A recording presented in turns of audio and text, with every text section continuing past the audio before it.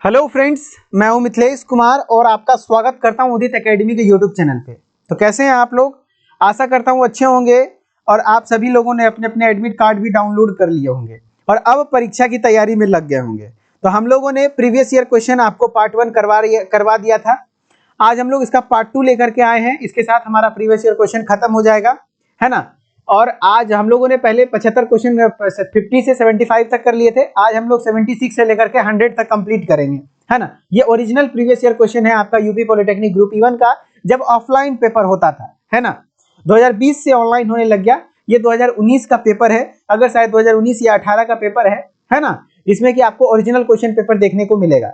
इसके बाद लगातार मॉडल पेपर के भी वीडियोस आएंगे, है ना। और आपने तैयारी अगर स्टार्ट करा है तो बहुत अच्छी बात है। पूरे जोश जुनून के साथ पढ़िए और कुछ नहीं समझ में आ रहा है तब आप हमारे उदित फार्मेसी ऐप पर हमारे एंट्रेंस एग्जाम के कोर्स को ज्वाइन कर लीजिए। जितना भी टाइम है उस टाइम में हम आपको स्ट्रॉन्ग कर देंगे और जितना हो सके उतना मेहनत करके आपको आगे बढ़ाने की कोशिश करेंगे, ठीक है। चलिए स्टार्ट करते हैं। सबसे पहला नंबर है हमारा क्वेश्चन, क्या हमारा नंबर है 76 से स्टार्ट करते हैं।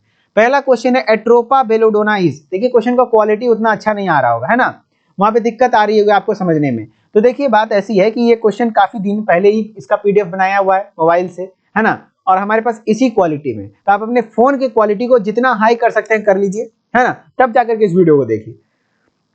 पहला क्वेश्चन है 76 नंबर क्वेश्चन है एट्रोपा बेलोडोना इज।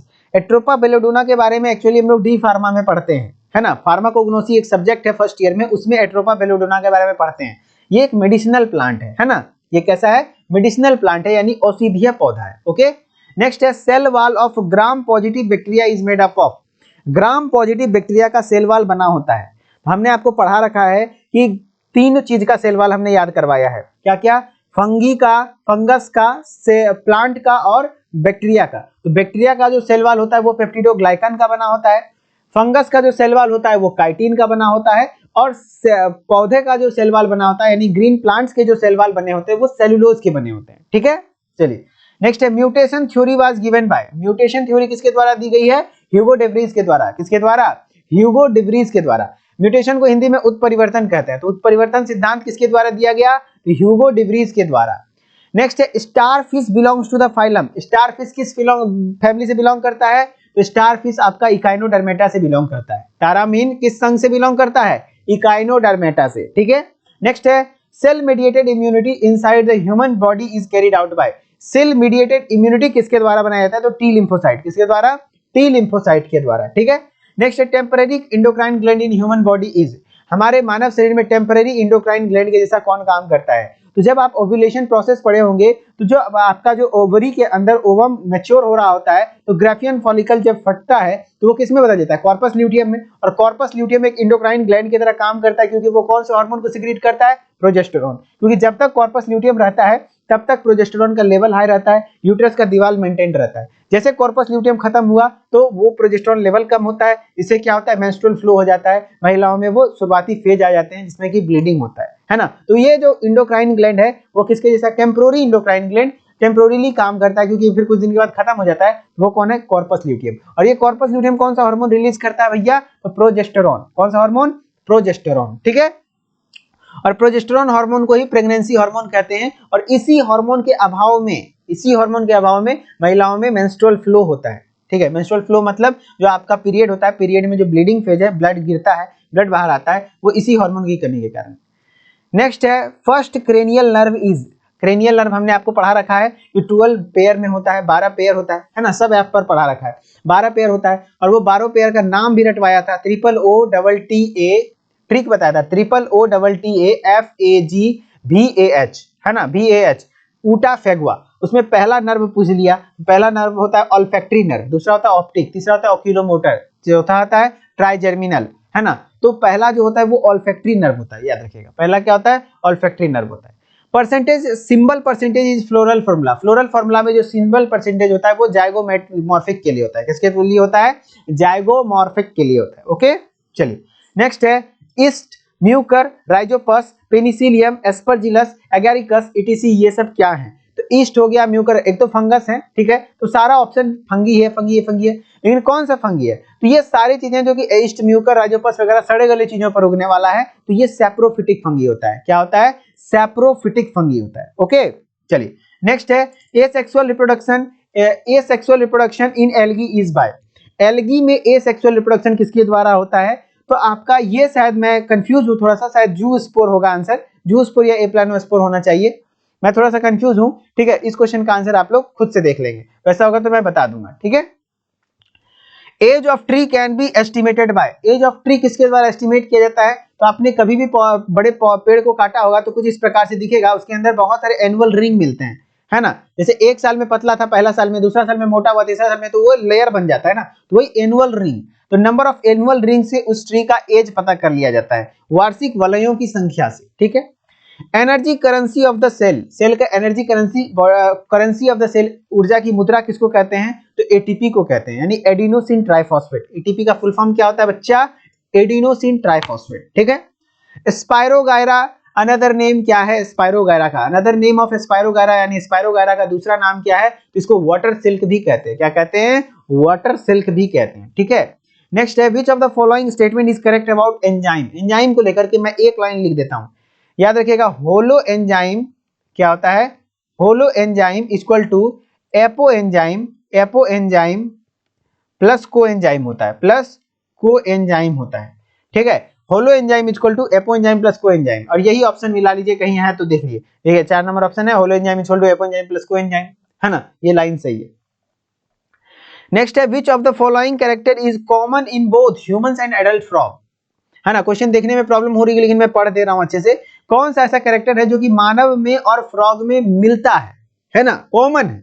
तो पहला ऑप्शन है यूरियोटेलिक मोड ऑफ एक्सक्रीशन, जो फ्रॉग मूत्र विसर्जित करता है यानी यूरिन पास आउट करता है, वो भी यूरिया के फॉर्म में करता है, और हम लोग भी यूरिया के फॉर्म में करते हैं, तो यही वर्ड कॉमन है, और तीनों कॉमन नहीं है। क्यों? 4 चैम्बर्ड हार्ट, मानव में तो 4 चैम्बर होता है हार्ट का, जैसे हमारा हार्ट क्या है इस तरीके से होता है ना, हमारा हार्ट तो 4 चैम्बर्ड होता है, कोई दिक्कत नहीं। लेकिन जो मेढक में हार्ट होता है वो कुछ इस प्रकार से होता है ना, 2 ही चैम्बर का हार्ट होता है ना, वो अलग है। इंटरनल फर्टिलाइजेशन, हम लोगों में इंटरनल फर्टिलाइजेशन है। अरे प्यार करते हो, कभी सुने हो? आप भी पढ़े, हम भी पढ़े, हम रिप्रोडक्शन पढ़े हुए हैं। महिला की योनि में पुरुष का सीसन यानी पेनिस, पेनिस वेजाना के अंदर इंसर्ट होता है, और अंदर में ही इजैकुलेशन होता है ना, स्पर्म अंदर निकलता है, तो वहीं पे ना जाके फेलोपियन ट्यूब में जाकर के फर्टिलाइजेशन होता है, तो इंटरनल फर्टिलाइजेशन हो गया, है ना। यही फ्रॉग में ऐसा नहीं होता है। फ्रॉग में फर्टिलाइजेशन के लिए स्पर्म भी बाहर निकाला जाता है पानी में, और फ्रॉगनी जो होती है, मेढकिया मेढकनी, वो क्या करती है? वो भी ओवम बाहर निकाल देती है, फिर बाहर में क्या हो जाता है? फर्टिलाइज होकर के बहुत सारे फ्रॉग बन जाते हैं, टेडपोल। फ्रॉग के बच्चों को क्या कहते हैं? टेडपोल कहते हैं। और हम लोगों में इन्यूक्लिएटेड आरबीसी होता है, हमारे आरबीसी में न्यूक्लियस नहीं होता है, जबकि मेढक के आरबीसी में न्यूक्लियस क्या होता है ना। तो ये तीनों लाइन अलग हो गया, तो आपका क्या हो गया? यूरियोटेलिक मोड ऑफ क्या कहते हैं? एक्सक्रीशन। ठीक है, next in life cycle of bryophyte, कई बार मैंने कहा हूं कि ऐप पर भी पढ़ाया है ब्रायोफाइट चैप्टर में, कि ब्रायोफाइट में जो मेन डोमिनेंट फेज है वो कौन सा है, तो सारा चीज बताया, algae, bryophyte, pteridophyte, gymnosperm, angiosperm, सब कुछ बताया हुआ है। तो वहां पे आपको बताया था कि ब्रायोफाइट का जो लाइफ साइकिल है उसमें कौन है डोमिनेंट फेज? तो डोमिनेंट फेज है आपका क्या? Gametophytic stage. देखिए याद रखिएगा, एल्गी और ब्रायोफाइट में गैमेटोफाइट मेन प्लांट बॉडी होता है, और आपका जो टेरिडोफाइट, जिम्नोस्पर्म और एंजियोस्पर्म है, इस तीनों में आपका जो मेन प्लांट बॉडी होता है वो स्पोरोफाइट होता है। ठीक है, जैसे जैसे पौधा विकास की ओर आगे बढ़ता गया, प्लांट बॉडी जो मेन प्लांट बॉडी है वो स्पोरोफाइट बनता गया। नेक्स्ट है hyposecretion of thyroid can cause. Hyposecretion, thyroid gland का यदि हाइपोसिक्रीशन हो जाए यानी कम हो जाए तो क्या क्या हो सकता है? तो क्रिटिनिज्म भी हो सकता है, मिक्सोडीमा भी हो सकता है, हाशिमोटोस डिजीज भी हो सकता है, तो ऑल ऑफ दीज आंसर हो जाएगी। ठीक है, placentation present in P plant, P plant का प्लासेंटेशन, आपने पी प्लांट देखा होगा, मटर का दाना, तो वहां पे देखिएगा कि मार्जिन में ही प्रेजेंट होता है, इस तरीके से दाना प्रेजेंट होता है ना, तो मार्जिनल प्लासेंटेशन होता है, सीमांत बीजांड नहीं आ रहा होता है। ठीक है, चलिए life span of blood platelet, मैं बता चुका हूं आरबीसी और प्लेटलेट्स का लाइफ स्पैन बहुत ज्यादा पूछता है ना। तो ब्लड प्लेटलेट्स का लाइफ स्पैन लगभग 8 से 10 दिन का होता है, जबकि आरबीसी का 120 दिन होता है ना। और ये आपका जो डब्ल्यूबीसी है उसका कोई निहित नहीं, क्योंकि वो सैनिक है, वो कभी भी मारा जा सकता है ना, वैसे 1 वीक तक लगभग होता है। Cork cambium is an example of, cork cambium किसका एग्जांपल है? कॉर्क कैम्बियम याद रखिएगा लेटरल मेरिस्टेम का एग्जांपल है, जो कि पौधे की मोटाई के ग्रोथ में मदद करता है ना। एपिकल मेरिस्टेम ऊपर होता है जो कि पौधे की लंबाई को ग्रोथ करता है, और लेटरल मेरिस्टेम होता है जो कि साइड साइड में प्रेजेंट होता है। पार्श्व विभजोतक कोशिकाएं होती हैं। ठीक है, नेक्स्ट है cell wall of bryophyte is made up of, bryophyte भी एक प्लांट है और उसका सेल वॉल किसका बना होगा, सेलुलोज का बना होगा। स्कोलिडोन बिलोंग्स टू द क्लास, स्कोलिडोन किस क्लास से बिलोंग करता है, तो स्कोलिडोन को डॉग फिश भी कहते हैं और ये कॉन्ड्रीसाइट से बिलोंग करता है। वैसे मछली जिसका की कंकाल यानी स्केलेटल सिस्टम कार्टिलेज से बना होता है उसको कॉन्ड्रीसाइट कहते हैं, और जिसमें बोन से बना होता है उसको हम लोग क्या कहते हैं, ऑस्टिसाइट्स कहते हैं। ये स्कोलिडोन जो एग्जांपल है कॉन्ड्रीसाइट्स का है। नेक्स्ट है वेस्कुलर क्रिप्टोगेम्स, ये क्वेश्चन मैंने अच्छे से पढ़ाया हुआ है। वेस्कुलर क्रिप्टोगेम्स हैं संवहन और अपुष्पोद्भिद। तो वेस्कुलर उसको कहते हैं जिसमें कि जाइलम फ्लोएम सब प्रेजेंट हो, जाइलम भी और फ्लोएम भी, और क्रिप्टोगेम्स उसको कहते हैं जिसमें क्या हो, फ्लावर, जिसमें क्या हो, फ्लावर प्रेजेंट ना हो, है ना। देखिए फ्लावर, जिसमें फ्लावर प्रेजेंट होते हैं, सीड प्रेजेंट होता है उसको फेंड्रोगेम्स कहते हैं, और जिसमें नहीं प्रेजेंट होता है उसको क्रिप्टोगेम्स कहते हैं। तो आपका वेस्कुलर जो सबसे पहली बार आया था, है ना, सबसे पहली बार जाइलम फ्लोएम आया था वो टेरिडोफाइट में आया था, है ना।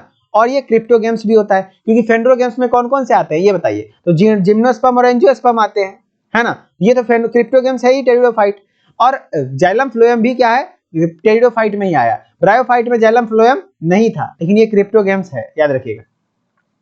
नेक्स्ट है botanical name of radish, radish का बॉटनिकल नेम क्या होता है, रेफाइनस सेटाइवस होता है। क्या होता है, रेफाइनस सेटाइवस होता है। जैसे रेडिस का याद रख लीजिए, आलू पोटैटो का याद रख लीजिए सोलेनम ट्यूबेरोसम, प्याज का ओलियम सेपा याद रख लीजिए, मस्टर्ड का ब्रासिका कैम्पेस्ट्रिस याद रख लीजिए। ये सब क्वेश्चन पूछेगा क्योंकि एनसीईआरटी में दिया हुआ है। Nucleus was discovered by, nucleus की खोज किसने की थी, तो रॉबर्ट ब्राउन ने। किसने की थी, रॉबर्ट ब्राउन ने। ये रॉबर्ट हुक के बारे में पूछ देगा तो डेड सेल की खोज की थी। लिविंग सेल की खोज किसने की थी, तो एंटोन वॉन लीवनहुक ने, है ना, समझ रहे हैं ना। तो ये हो जाएगा आपका आंसर, इस हिसाब से आप देख लेंगे तो ओके। तो इसके साथ आपका क्या हो गया, 100 क्वेश्चन खत्म हो गया, और ये हो गया आपका पूरा प्रीवियस ईयर क्वेश्चन खत्म। अब हम लोग मॉडल पेपर के कुछ क्वेश्चंस आपके साथ यूट्यूब पे करवाते रहेंगे, और आपको मन है लाइव पढ़ने का तो आप हमारे ऐप के साथ आ जाइए। वीडियो अच्छा लगा तो वीडियो को लाइक कर लीजिए, प्यारा सा कमेंट करिए और मन से पढ़िए, ठीक है। मिलते हैं नेक्स्ट वीडियो में, तब तक के लिए धन्यवाद, ओके बाय बाय।